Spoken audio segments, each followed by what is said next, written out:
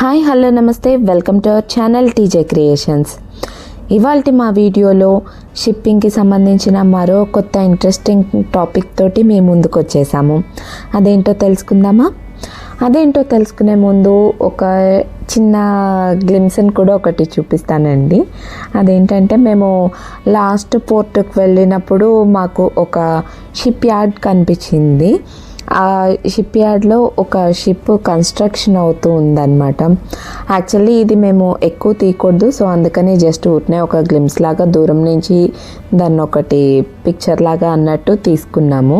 ఇంతకు మించి ఎక్కువ ఎక్స్పోజ్ చేయకూడదు, సో అందుకని ఇదైతే ఎక్కువ చేయట్లేదు. అండ్ ఇంకా ఈరోజు అసలు కాన్సెప్ట్కి వస్తే కనుక, మా వారు పొద్దున్నే 5 minutesలో బ్రేక్ఫాస్ట్ ఫినిష్ చేసేసి బ్రిడ్జ్కి వచ్చేసారు. ఏంటి అని అంటే, ఏమైంది అని అంటే, ఆయన చెప్తున్నారు, నాకు ఈరోజు చాలా పని ఉంటుంది, నేను ఎక్కువ టైం స్పెండ్ చేయలేను, మీతోటి బ్రిడ్జ్లోనే ఉంటాను, మీరు ఫ్రెష్ అప్ అయిపోయి వచ్చేయండి అని చెప్పారు. ఏంటి అని అంటేను, ఈరోజు చాలా ట్రాఫిక్ ఉంది అని చెప్పారు. ట్రాఫిక్కా? ఎస్, మా ఆయన అన్నది, నేను చెప్పింది, మీరు విన్నది 3 కరెక్టే. ఓషన్లో చాలా ట్రాఫిక్ ఉంది. ఇదేంటి, ఓషన్ అంటే చాలా ఓపెన్ స్పేస్ కదా, చాలా పెద్దగా ఉంటుంది కదా, అక్కడ కూడా ట్రాఫిక్ ఉంటుందా అని మీకు ఒక డౌట్ రావచ్చు. కానీ నిజంగా చాలా చాలా ట్రాఫిక్ ఉంది.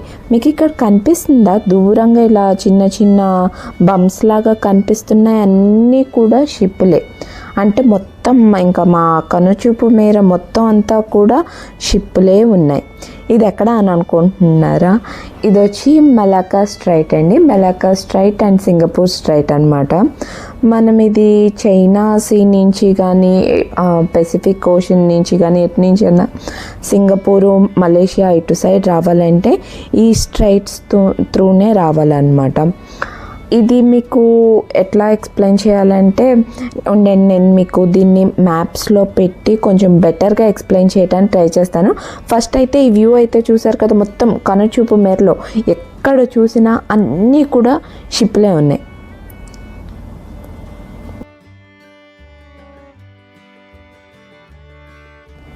మీకు మా రడార్లో చూపిస్తాను చూడండి. ఇది మా షిప్, ఇక్కడ ఎల్లో డాట్ లాగా కనిపిస్తుంది. ఈ మిగతా కనిపించే ఎల్లో డాట్స్ అన్నీ కూడా షిప్లే. ఇన్ని షిప్పులు ఉన్నాయి ఎదర. చూడండి, నేను అది చూపించడానికి ట్రై చేస్తాను. అదిగో ఎదర మీకు కనిపిస్తున్నాయి అనుకుంటా, ఇట్లా కొంచెం పొడవుగా గీతల్లాగా ఉన్నాయి కదా, అవన్నీ కూడా షిప్లే. అవన్నీ దగ్గరగా ఉన్నాయి అని అనిపిస్తుంది, కానీ వాటికి ఉండాల్సిన మినిమం డిస్టెన్స్లోనే ఉన్నాయి.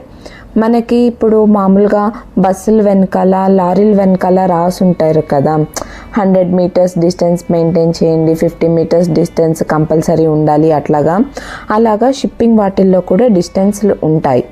అండ్ ఈ సింగపూరు మలాకా స్ట్రైట్ వచ్చి, ఇది నేను కొంచెం ఈజీగా మ్యాప్స్ త్రూ ఎక్స్ప్లెయిన్ చేయడానికి ట్రై చేస్తాను. ఎందుకంటే ఈ కాన్సెప్ట్ మనకు అసలు అర్థం అవ్వాలంటే కొంచెం ఈ మ్యాప్లు ఇవన్నీ ఉండాలి. నేను మామూలుగా ఇలా చూపించి చెప్తే అది అర్థం కాదు.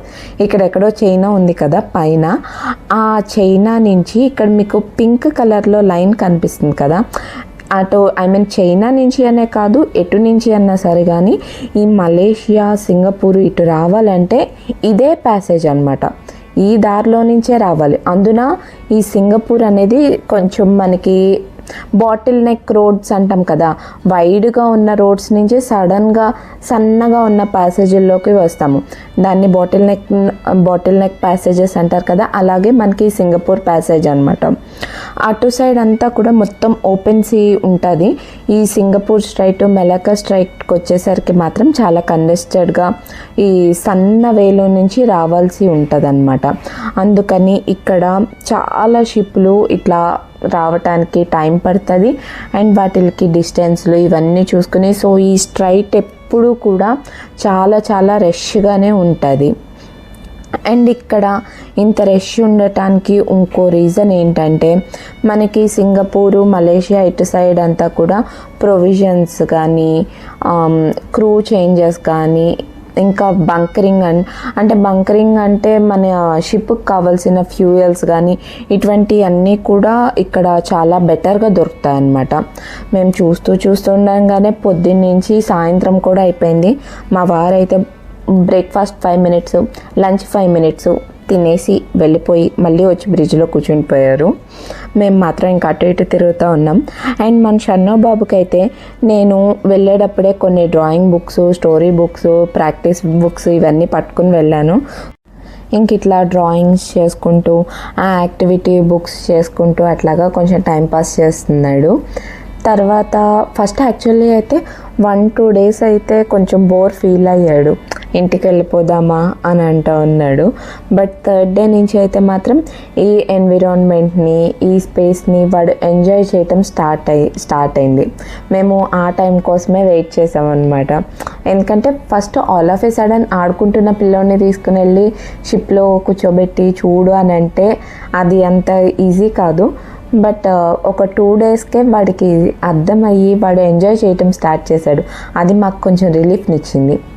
అండ్ ఇక్కడ చూసారా, ఒక చిన్న టగ్ బోటు ఒక పెద్ద లాగ్ లాంటిది పట్టుకుని లాక్కుని వెళ్తుంది. అదేంటి అంటే దాన్ని బార్జ్ అంటారు. ఇవేంటంటే ఫ్లాట్గా ఉంటాయన్నమాట. కొన్ని వాటికి చిన్న ఇంజిన్ ఉంటుంది, కొన్ని వాటికి ఆ ఇంజిన్ కూడా ఉండదు.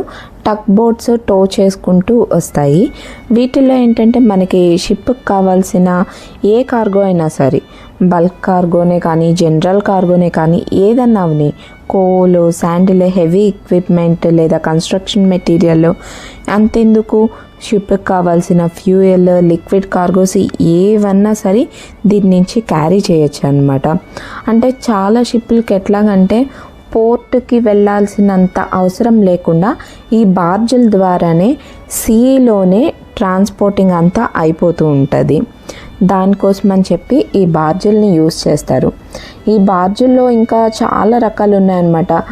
Deck barge, cargo barge, tank barge, అట్లాగా డిఫరెంట్ టైప్స్ ఉంటాయి.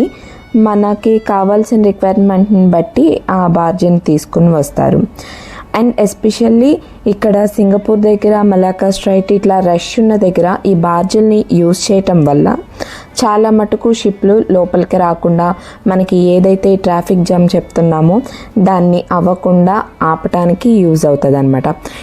అసలు నేను ఎందుకు ఇన్నిసార్లు ట్రాఫిక్ జామ్ అంటున్నానో తెలుసా? మామూలుగా మనం ఎప్పుడన్నా రోడ్డు మీద వెళ్తూ ఒక 1/2 అవర్ లేదా ఒక 1 అవర్ ట్రాఫిక్లో ఇరుక్కుంటే మనకి ఎంత చిరాకు, ఎంత అన్కంఫర్టబుల్గా ఉంటుందండి. అటువంటిది ఇక్కడ షిప్పుల్లో వచ్చేవాళ్ళు ఈ మలాకా స్ట్రైట్ కానీ సింగపూర్ స్ట్రైట్ కానీ వచ్చారంటే అదొక హెక్టిక్ షెడ్యూల్ లాగా ఉంటుంది అనమాట. అటు ఇటు అన్ని షిప్పులు అట్లాగే ఉంటుంది. అండ్ మనకి ఇట్లాగా రోడ్డు మీద బ్రేక్ వేస్తే మనం సడన్గా ఆగనన్నా ఆగుతాం. షిప్పుల్లో మనకు అసలు ఆ పాసిబిలిటీనే ఉండదు. ఇక్కడ బ్రేక్ వేసామంటే అరౌండ్ ఒక 7-8 కిలోమీటర్స్ అవతలకి వెళ్ళి ఆగుతాము. మనం రోడ్డు మీద అంటే కిలోమీటర్స్ అని చెప్పుకుంటాం, కానీ ఈ ఓషన్స్లో మాత్రం మైల్స్లో చెప్తాము. అలాగే ఇప్పుడు మనం ఒక టర్న్ తీసుకోవాలనుకోండి, మనం ఏముంది ఇట్లా హ్యాండిల్ తిప్పితే అది వెళ్ళిపోతుంది. షిప్పుల్లో ఎట్లాగంటే ఒక లెఫ్ట్ కానీ రైట్ కానీ తీసుకోవాలన్నా సరే అది ఇలా స్లోగా ఎదురుకెళ్ళి టర్న్ తీసుకుంటుంది. అందుకని ఈ ట్రాఫిక్లో డ్రైవ్ చేయటం అనేది చాలా చాలా పెద్ద టాస్క్ అన్నమాట. ఇంకా చూస్తుండగానే పొద్దున్నుంచి ఈవినింగ్ కూడా అయిపోయింది. మా వారు పొద్దున్న బ్రేక్ఫాస్ట్ 5 మినిట్స్లో తిన్నట్టే మధ్యాహ్నం లంచ్ కూడా 5 మినిట్స్లో ఫటాఫటా తినేసి వెళ్ళిపోయారు. అండ్ యాక్చువల్లీ ఇక్కడ క్లైమేట్ చూసారా, భలే బాగుంది కదా. నాకైతే చాలా చాలా ఇష్టము. ఇలా ఈవినింగ్ టైము సన్సెట్ అవుతున్నప్పుడు బయటికి వస్తే దూరంగా సిటీ అంతా ఇట్లా చిన్న చిన్న లైట్లలో అట్లా కనిపిస్తూ ఉంటుంది అనమాట.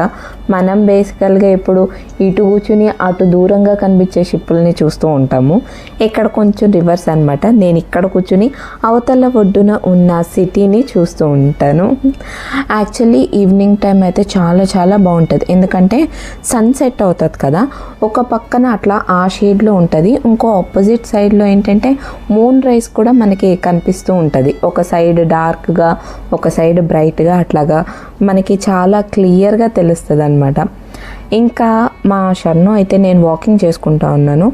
వాడైతే ఇక్కడ ఒక నెట్ కట్టారు కార్నర్లో, మనకి నెట్ ఉయ్యాలు ఉంటాయి కదా, అట్లాగనమాట.